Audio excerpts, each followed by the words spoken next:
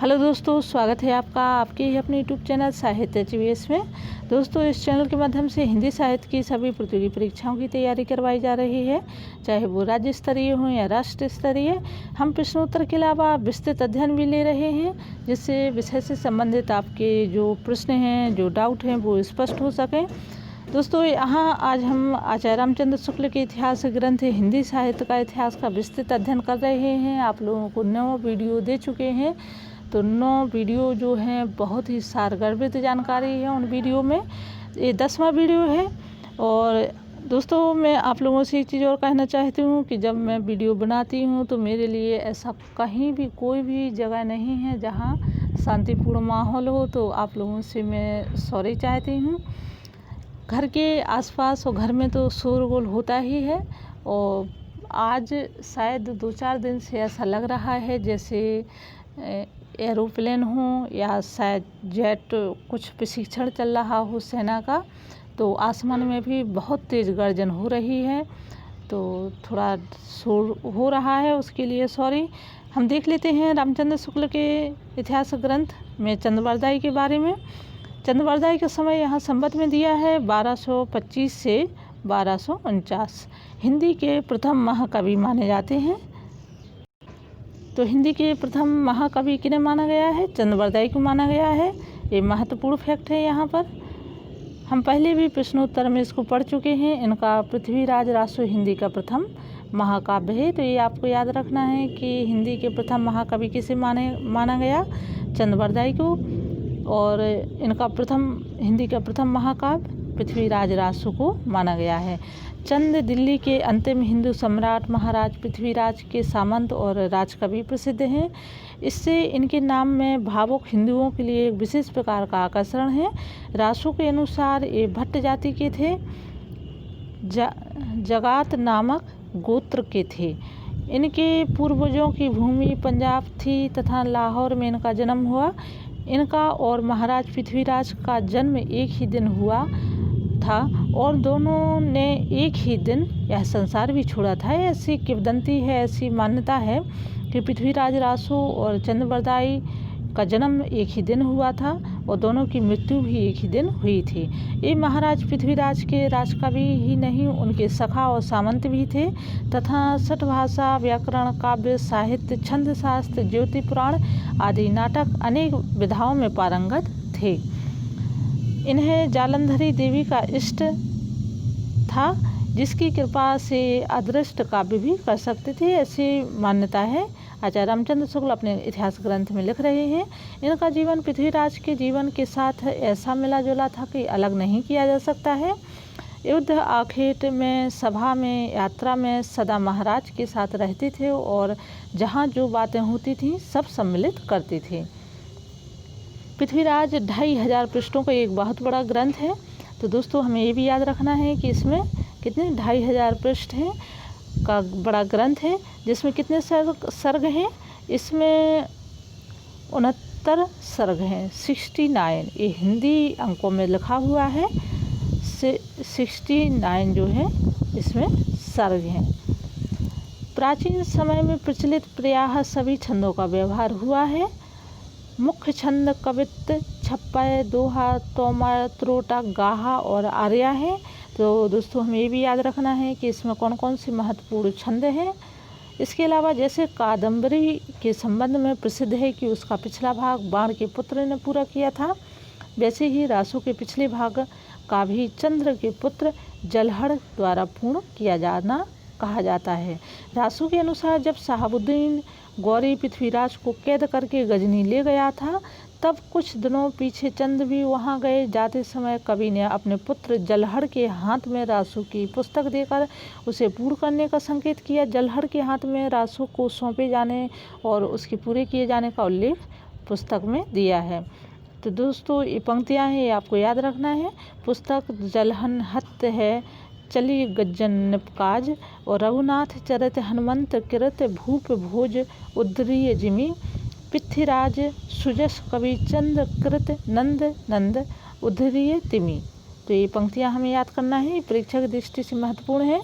आगे हम पढ़ लेते हैं। पृथ्वीराज रासो में आबू के यज्ञ कुंड इससे 4 क्षत्रिय कुलों की उत्पत्ति तथा चौहान के अजमेर में राजस्थान से लेकर पृथ्वीराज के पकड़े जाने तक का सविस्तार वर्णन है।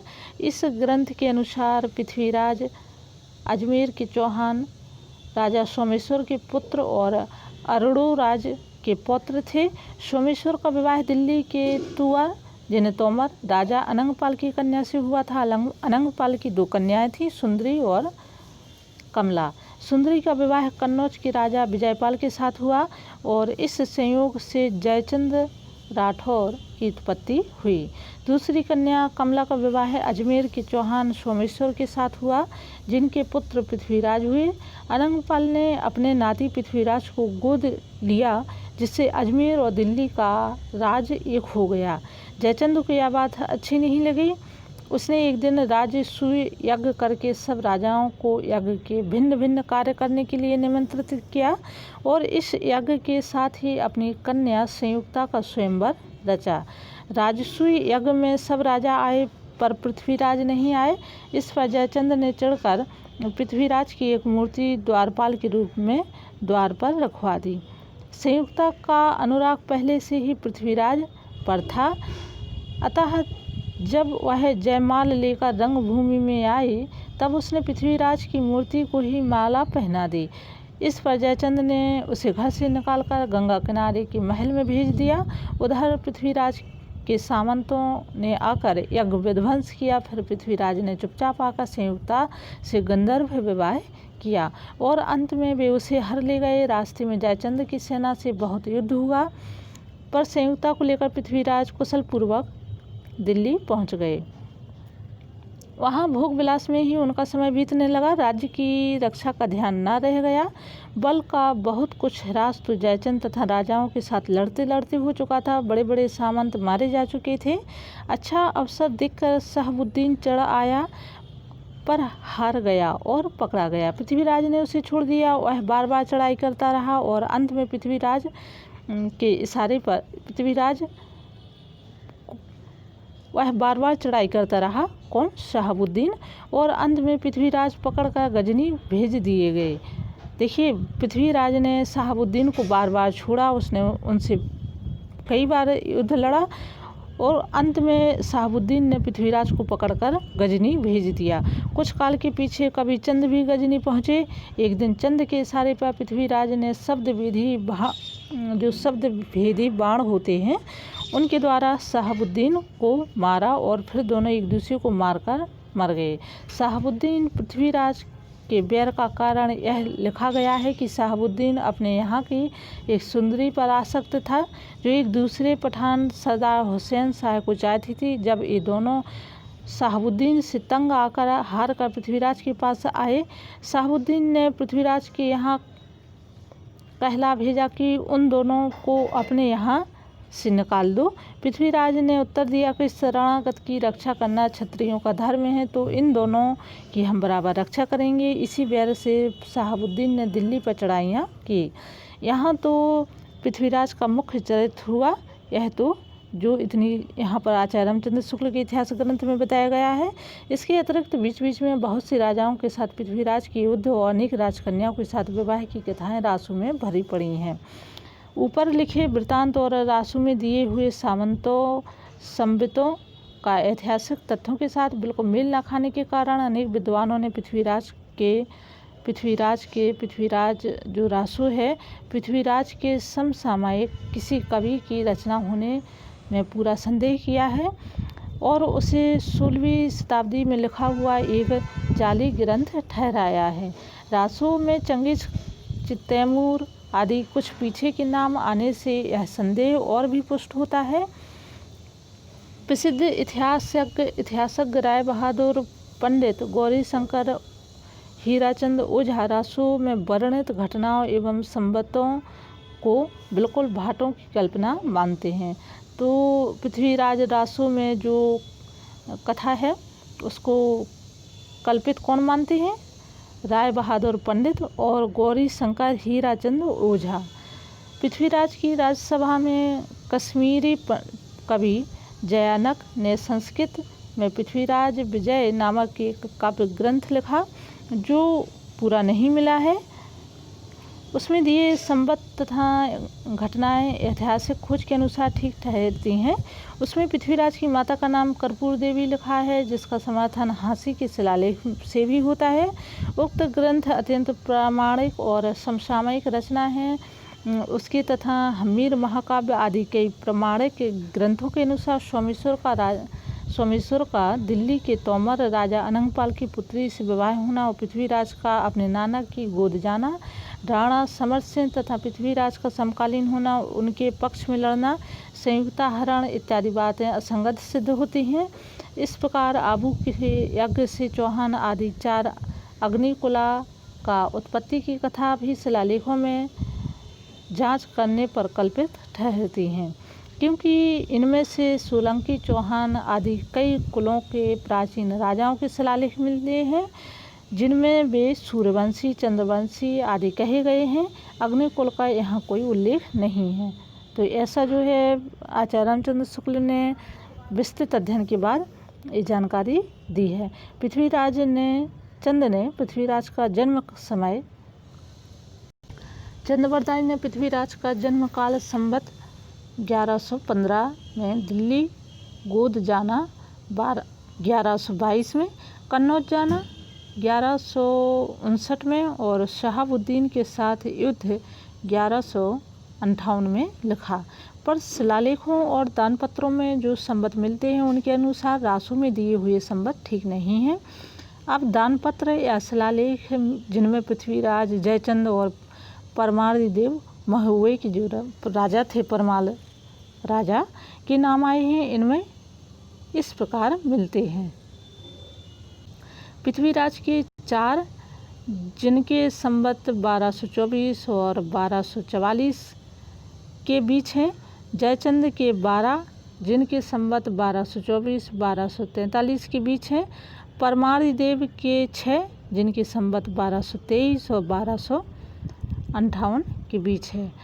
इनमें से एक संवत 1239 का है, जिनमें पृथ्वीराज और परमार देव राजा परमाल थे जो महुआ के युद्ध का वर्णन मिलता है।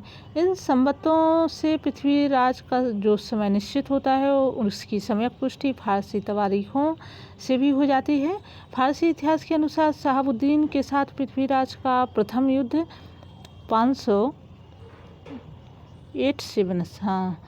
587 हिजरी विक्रम संवत 1248 ईस्वी सन 1191 में हुआ।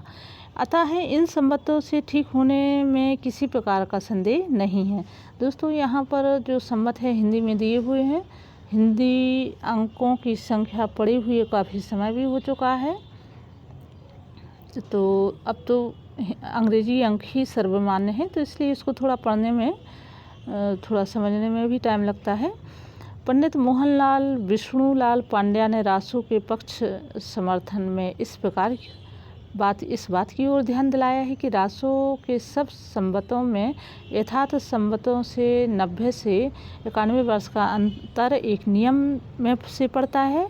उन्होंने यह विचार उपस्थित किया है कि अंतर भूल नहीं है बल्कि किसी कारण से रखा गया है। इसी धारणा को लिए हुए उन्होंने एक रासु के दोहे को पकड़ा। एक दशा से पंचदह विक्रय साक आनंद, तिहि रिपुजन पुरहन को भय पृथ्वीराज नरेंद्र। और विक्रम साक आनंद का अर्थ किया अशून्य नंद 9 अर्थात 90 रहित विक्रम संवत। अब क्यों ये 90 वर्ष घटाए गए, इसका वे कोई उपयुक्त कारण नहीं बता सके। नंदवंशी जो शूद्र थे, इसलिए उनका राजत्व काल राजपूत भाटों ने निकाल दिया। इस प्रकार की विलक्षण कल्पना करके वे रह गए। इन कल्पनाओं से किसी प्रकार का समाधान नहीं होता है। आज तक और कहीं प्रचलित संवत में भी कुछ काल निकाल कर संवत लिखने की प्रथा नहीं पाई गई। फिर यह भी विचारणीय है कि जिस किसी प्रचलित विक्रम संवत में से 90 से 91 वर्ष निकाल कर पृथ्वीराज रासों में संवत दिए, उसने क्या ऐसा जानबूझकर किया अथवा धोखे से या भ्रम में पड़कर। ऊपर जो दोहा उद्धृत किया गया है उसमें आनंद के स्थान पर कुछ लोग अनिंद पाठ का होना उपयुक्त मानते हैं।